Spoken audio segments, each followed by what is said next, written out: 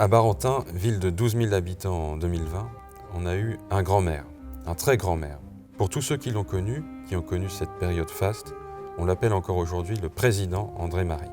Buste, statue, école qui porte son nom, médaille, tapisserie d'Aubusson qui trône dans le hall de l'hôtel de ville, tout montre l'admiration qu'il suscite ici à Barentin et dans la région de Rouen. À Barentin, André Marie incarne le renouveau de l'après-Seconde Guerre mondiale. Il fait reconstruire la ville et lui donne un lustre culturel que beaucoup lui envient.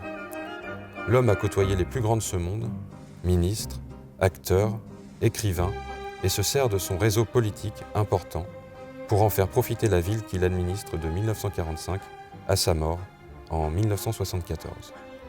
Tous en Normandie témoignent de l'empreinte profonde qu'André Marie a laissée dans les mémoires et sur le territoire normand, près de 50 ans après sa disparition.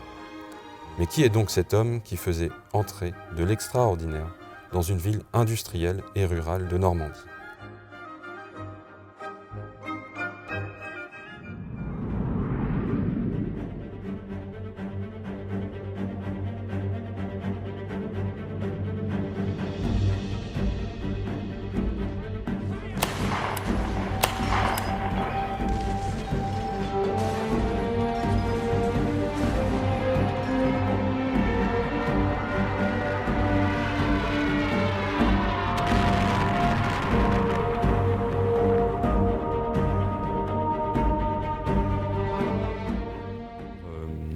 André Marie, il a fait ses études d'abord primaires à Honfleur et il les a poursuivies, ses études au lycée Pierre Corneille. Et donc il fait ses études secondaires pendant la Première Guerre mondiale. Et déjà, dans l'ambiance de cette guerre, il montre ses sentiments ou opinions patriotiques, et il écrit une petite pièce qui s'intitulait Poilu, poilu en avant. Et ça, c'est juste avant qu'il soit lui-même mobilisé au 22e régiment d'artillerie. Il a quand même, en 1916, une bonne année de formation. Donc il n'est pas envoyé au front, évidemment, comme ça, jeune lycéen. Il débute vraiment sa guerre au tout début de 1917, le 29 janvier 1917. Et donc, évidemment, il commence à voir les premiers combats, les assauts qui durent des heures. Pendant sa formation militaire, il a montré des aptitudes pour être un artilleur, un bon artilleur. Il va gravir les échelons relativement rapidement quand même, aspirant, brigadier. Et au cours d'une permission, il va pouvoir entrer à l'école militaire de Fontainebleau pour devenir encore meilleur artilleur, parce qu'il a commencé comme simple canonnier. Et il termine la guerre comme sous-lieutenant de réserve quand il est démobilisé. Et au cours de cette guerre, il s'est illustré notamment au chemin des Dames, sur l'Argonne, ce qui va lui valoir la Croix de guerre. André Marie, il a été nommé capitaine de réserve en 1938 et en 1940. Il a 42 ans et il a été un engagé volontaire à son âge. Il est fait prisonnier rapidement parce qu'il n'y a pas eu de bataille. C'est la défaite. Tout de suite, c'est la défaite. Les armées françaises sont défaites et il est fait prisonnier avec ses troupes là-bas dans l'est de la France, vers l'Allemagne. Il va être prisonnier dans des camps de prisonniers. Alors lui, comme il est officier, il va être dans un Oflag, c'est-à-dire un camp réservé aux officiers. Et les nombreux soldats de ses troupes vont être dans les Stalags, c'est-à-dire dans des camps, réservés aux soldats de troupes. Il ne vote pas les pleins pouvoirs constituant au maréchal Pétain le 10 juillet, puisqu'il est là, il est prisonnier. Il va revenir à la fin de l'année 1940 ici en Normandie et continuer le mieux possible dans une région occupée de faire son métier d'avocat. Le 2 mai 1941, dans une lettre au préfet nommé par le régime de Vichy, il choisit de se démettre de toutes ses fonctions électives et de ne pas servir le maréchal Pétain. C'était un acte de résistance. Là. Et puis en 1941 aussi, comme il est avocat, il prend la défense de résistants lors de plaidoiries. Alors il s'attire les foudres de l'occupant ici. Ce sont pour lui des actes de résistance. Il apparaît comme un ennemi du régime de Vichy. Il est une première fois arrêté, un petit peu ici commence cette il commence à être surveillé, mais il est vraiment arrêté le 12 septembre 1943 dans son cabinet d'avocat du 80 boulevard de l'Isère, qu'il avait intégré l'année précédente. C'est un dimanche, il essaye de s'évader, mais il est pris par la Gestapo et puis par des miliciens qui sont là, et il est ici arrêté. Il est emmené dans les caves, dans les geôles du palais de justice de Rouen, là où il avait fait ses plaidoiries, mais il est prisonnier dans les cellules. Il est interné au camp de Compiègne-Royal-Lieu le 22 septembre, quelques jours plus tard. Il va être déporté le 14 décembre 1943 dans le camp de Buchenwald en Allemagne. Il va devenir le matricule 38 762. Voilà, il ne s'appelle plus André-Marie, il a un numéro, comme tous les déportés. Et puis il va être affecté ici à des travaux très très divers. Il va avoir des amis dans le camp, dans ses contacts. Et il va survivre grâce à sa culture déjà. Il va survivre alors qu'il est dans une période de déshumanisation. Les déportés ne sont plus des humains, ce sont des numéros, ce sont des esclaves, des travailleurs forcés. Et lui, grâce à ses écrits, grâce à des dessins aussi, il va survivre. Il va survivre. Et l'art ici va le faire survivre dans des conditions, bien sûr, qu'on imagine d'horreur sur ces camps. Quand Rouen et Barentin sont libérés le 30 et le 31 août 1944, il est encore là-bas, dans ce camp. Il a sûrement des nouvelles de la libération de la Normandie. Le 11 avril 1945, le camp de Buchenwald est libéré par les troupes américaines. Le général Patton avance vers l'Est. Il délivre les prisonniers, les détenus, les déportés du camp de Buchenwald. Une semaine plus tard, il va être transporté, rapatrié en France par avion, par le Bourget, le 18 avril. Et le 19 avril, il est de retour ici, en Normandie. Et c'est un André-Marie amaigri, affaibli, qui a blanchi, qui a fortement maigri, qui arrive ici, qui va retrouver sa femme, Simone, sa fille, Claude, ses amis, ici, pour revenir ici dans la région rouennaise. On imagine la perte de poids, et c'est des hommes vraiment très très faibles qui reviennent de l'enfer de ces camps.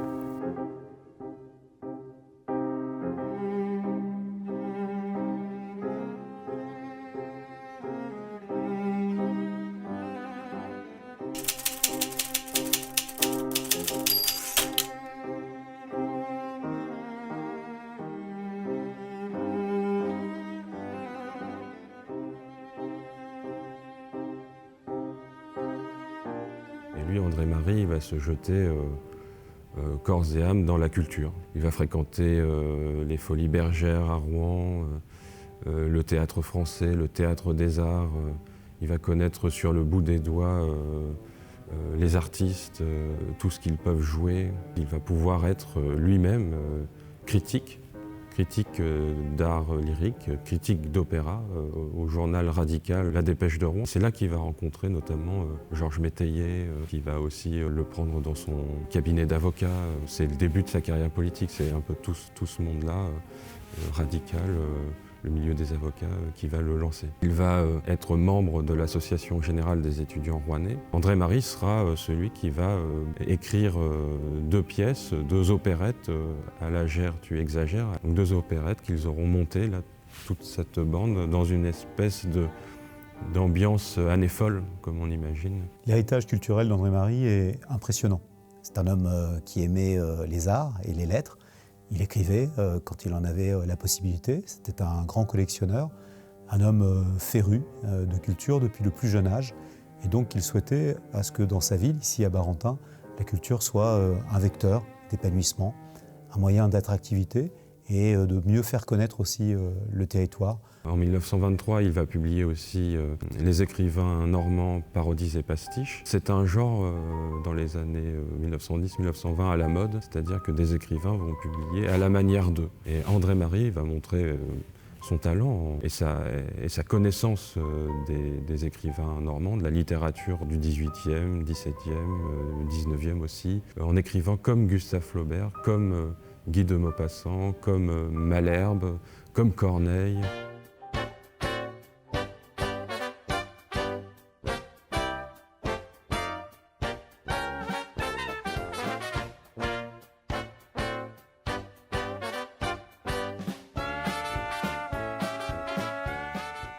Tout le monde connaît son extraordinaire parcours politique, tous les mandats qu'il a occupés, tout ce qu'il a apporté au territoire, mais tout le monde ne connaît pas forcément les plaidoiries qui étaient les siennes, cette capacité qui était la sienne très vite de mémoriser un dossier, avec la force du verbe, d'en faire des armes pour son argumentation. J'ai eu la chance de travailler chez André Marie, qui m'avait accueillie à son cabinet alors que j'étais encore très jeune et débutante dans la profession. Je m'en souviens comme d'une longue période heureuse et surtout très rayonnante et où j'ai appris énormément de choses. En ce qui me concerne, il m'entourait de beaucoup de bienveillance. Il était toujours très proche de ceux avec qui il travaillait et il communiquait une joie de vivre étonnante car on travaillait, certes, et on travaillait beaucoup, mais toujours dans la gaieté. Après, l'intensité des choses qu'on vivait auprès de lui, car on n'était pas là pour se laisser aller, ni pour se reposer, et il savait éventuellement le rappeler si quelqu'un, par hasard, parmi ses collaborateurs, l'oubliait. On travaillait vite, on travaillait bien, on travaillait dans la gaieté. Et ça, c'est le souvenir essentiel que j'ai de cette période passée auprès de lui. Moi, je l'ai connu comme avocat. Effectivement, il avait des idées, des relations. Comme il avait été président du Conseil, ministre de la Justice, ministre de l'Éducation, de temps en temps, il avait un client qui arrivait et nous, on assistait au rendez-vous. C'était un rendez-vous dans son cabinet, c'était une pièce de théâtre, quoi. C'était extraordinaire. Le secrétaire qui était dans le bureau d'à côté, qui s'appelait Josette Alex. « Josette, appelez-moi le ministre !» Moi, j'étais petit stagiaire, quoi, je commençais. Moi, je préparais les procédures écrites et il me demandait de lui préparer son dossier de plaidoirie. Et puis, quelquefois, j'allais assister à l'audience. Alors là, je découvrais le dossier un jour absolument extraordinaire parce qu'il donnait une lumière, des arguments, une vie à ce dossier qui était absolument fantastique, quoi. Et alors, il faut quand même être disponible parce que je me souviens, le premier week-end, il était 2h de l'après-midi et samedi, il me dit « Vous faites quoi ce week-end, Thierry ?» Aller chez mes parents au Havre. Ah bon ? Peut-être que vous aurez un peu de temps. Tenez, voilà un dossier d'assises qui vient lundi à 14h. Vous pouvez le préparer ? Oui. On va le préparer. Aux assises, il se disait « Oh là là, André Marie vient plaider, il faut faire attention. » Il est tellement fort qu'on risque de perdre notre compréhension du dossier, il va nous convaincre, quoi. Ils avaient peur de se laisser convaincre. Alors quand on allait plaider à l'extérieur, il dit demain, une affaire à plaider à Amiens. Bon, alors on va à Amiens. L'usage chez les avocats, c'est on arrive à la barre du tribunal ou de la cour et on va se présenter au magistrat. Je suis Thierry Clair, avocat, et je travaille pour Maître André Marie, bâtonnier André Marie. Ah, le président André Marie. Oui, je me souviens, il m'a nommé à tel poste, à telle année, etc. C'était un homme fabuleux, etc. Alors, de temps en temps, on gagnait des affaires quand même. Et donc cette affaire à Amiens, il m'envoie plaider, c'était devant la cour d'appel. On attend le délibéré, 2 mois après. Je suis dans mon bureau et il m'appelle « Thierry, j'ai besoin de vous voir. » Qu'est-ce qui va se passer? Et puis j'arrive, alors tous les collaborateurs étaient là, Monique Breton était là, et « Bravo Thierry, vous avez gagné !» Un jour, on est allé plaider aux assises à Alençon. On a eu l'accident de voiture, et là, j'ai pris conscience de la dimension de l'homme, puisqu'il fallait que je réponde aux appels téléphoniques. Toutes les personnalités françaises qui appelaient pour demander des nouvelles du président, quoi. C'était quelqu'un de très, très reconnu.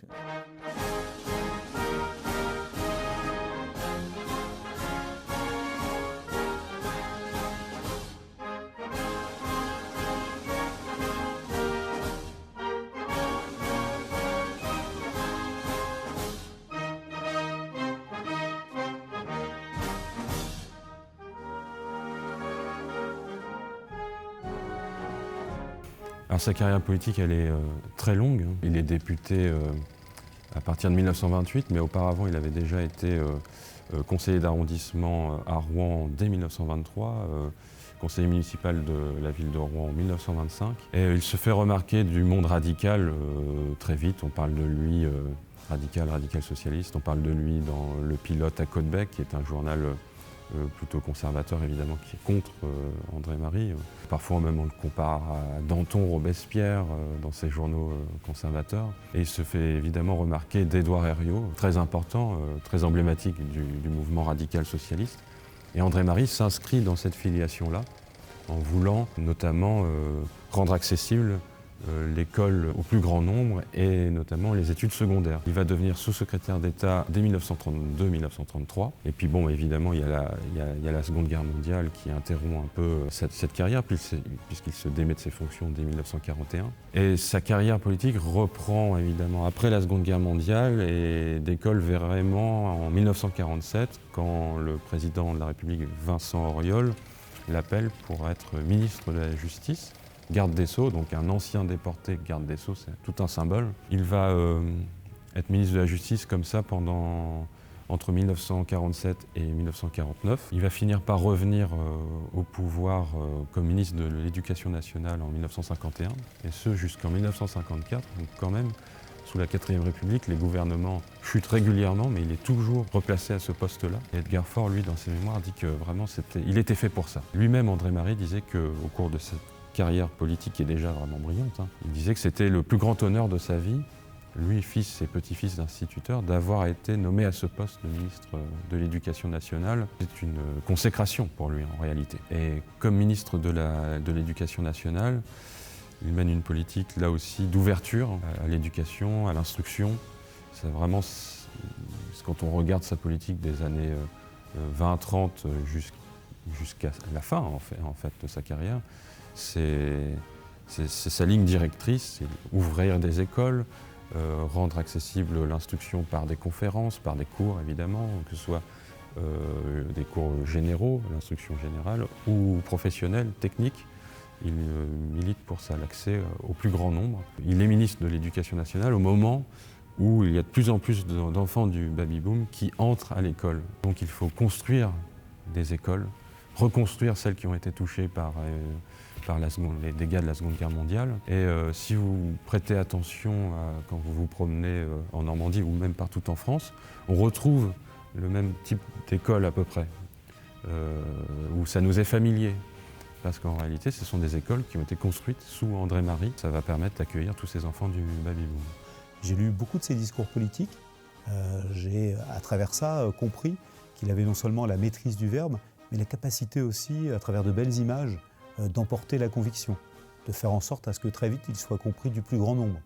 Il était capable de s'exprimer devant des publics très différents, soit lors de défense pour une plaidoirie dans un tribunal, mais aussi à l'occasion de discours pour défendre des ouvriers quand des entreprises étaient menacées de fermeture, de s'exprimer aussi devant des assemblées très différentes, à l'Assemblée nationale par exemple, mais aussi lors d'inauguration. Et il a beaucoup inauguré, non seulement ici à Barentin ou dans la vallée de l'Ostrobert, mais aussi à travers le pays. Quand il a été ministre de l'Éducation nationale, il lui est arrivé régulièrement d'inaugurer des écoles et donc d'avoir à faire des discours.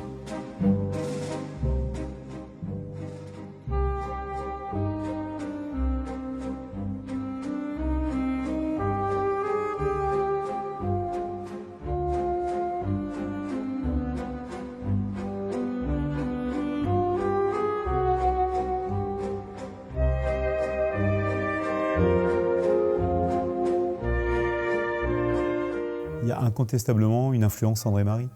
Il y a une suite aussi de l'héritage qu'il nous a légué. On lui doit bien évidemment beaucoup dans le domaine culturel. On lui doit l'université populaire, on lui doit l'émergence d'équipements comme des théâtres, on lui doit ce musée dans la rue. Qu'est-ce qu'on fait aujourd'hui? On le continue d'une autre façon. Le festival Inspire, il est inspiré d'André Marie, puisqu'on a cette chance aujourd'hui d'avoir plus d'une centaine de statues qui s'érigent à travers les rues de la ville. Eh bien, on a cela aujourd'hui en plus que d'avoir maintenant de l'art visuel de l'art dans la rue, de l'art dans le paysage urbain. De la même façon, le musée numérique, c'est un peu la continuation du musée que nous avons dans l'espace Siegfried, qui accueille des œuvres remarquables. L'homme qui marche, de Rodin par exemple, des œuvres de Picasso ou de beaucoup d'autres artistes. On voit bien qu'on est clairement, et on le revendique, dans la filiation d'André Marie en ce qui concerne l'épanouissement culturel. Toute cette politique à l'éducation nationale, au point de vue national, est plus ou moins retranscrite au niveau local à Barentin et mise en place par ses relais, ses conseillers, ses adjoints à Barentin. Mais grosso modo, c'est la même politique.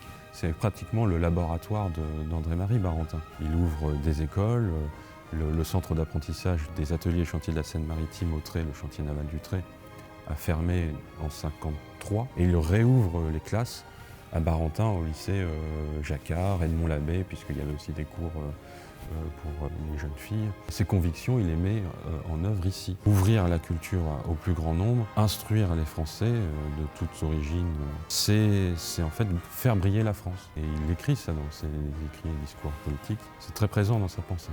Ce que je retiens, c'est son attachement à la ville de Barentin, consacrer un certain nombre d'après-midi le samedi pour recevoir les habitants de Barentin, quel que soit d'ailleurs leur titre et leur demande.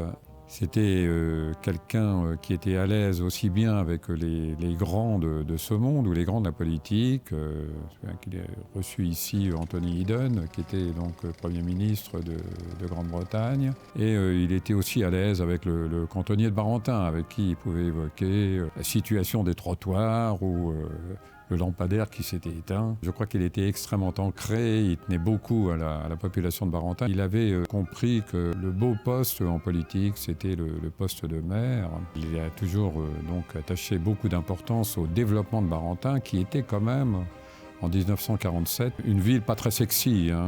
C'est une ville industrielle qui avait souffert de la guerre, qui avait, je crois, un peu moins de 5000 habitants. Toute son action pour développer Barentin est tout à fait admirable, en utilisant des leviers qui sont qu'on utilise aujourd'hui, mais qui à cette époque-là paraissaient quand même étranges, comme par exemple la culture.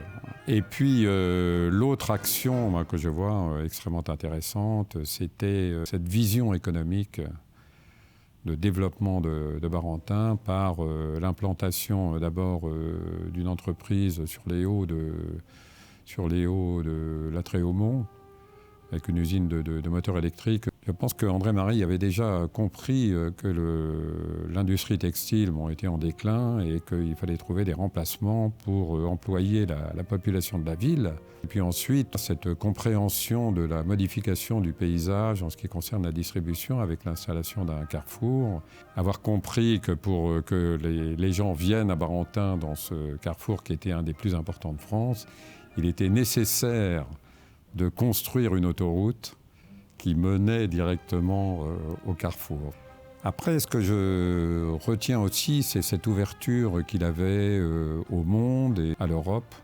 Au retour de sa déportation, je me souviens avoir vu des photos où on le voyait revenir de cette déportation, où il était vraiment dans un état physique terrible. Et ça n'a pas empêché de conclure un jumelage avec une ville allemande, donc avec Warendorf. Il avait compris que l'Europe ne pourrait se construire que si la France pouvait se réconcilier avec les ennemis d'avant. Ça montre qu'un maire dans une ville qui n'est pas très importante peut donner une dimension importante, peut contribuer à l'élévation de la population. Je crois que c'est un défi important qu'il avait relevé et il a été, pour cette action, je crois, tout à fait remarquable. Et finalement, il pensait qu'il pouvait réaliser ici des choses qui auraient pu être réalisées à Rouen, par exemple. Quand M. André Marie a été nommé ministre de l'Éducation nationale, j'avais exactement 13 ans. Et à cette occasion, il nous a offert à la ville de Barentin, aux élèves, une sortie sur Paris pour visiter l'Élysée et visiter Paris. Et pour une petite fille de la cité Badin, qui n'avait jamais vu Paris, ça a été une découverte. Donc, ce souvenir-là, aujourd'hui j'ai 85 ans, qui m'est resté dans la tête tout le temps. Et je me souviens de beaucoup de choses, de M. André-Marie qui nous a reçus sur les marches de l'Élysée. Et pour nous, c'était quelque chose de grandiose. Et ce souvenir-là, je veux qu'il reste le plus longtemps possible encore dans la tête des gens de Barentin. Quand on est arrivé à Paris, on avait un car et les photographes nous suivaient partout. Alors c'était grandiose. Les filles, on a eu le droit d'aller au théâtre qui s'appelait le Châtelet. Ce nom-là m'est resté gravé dans la tête. Et l'artiste, le grand artiste de l'époque, c'était Luis Mariano. Et le théâtre, il y avait des artistes, je ne me souviens pas tous les noms, mais c'était génial. Et tout ça c'est resté dans mes souvenirs. Je remercie donc M. André-Marie d'avoir offert ce beau voyage aux enfants qui, pour moi, restera jusqu'à la fin de mes jours.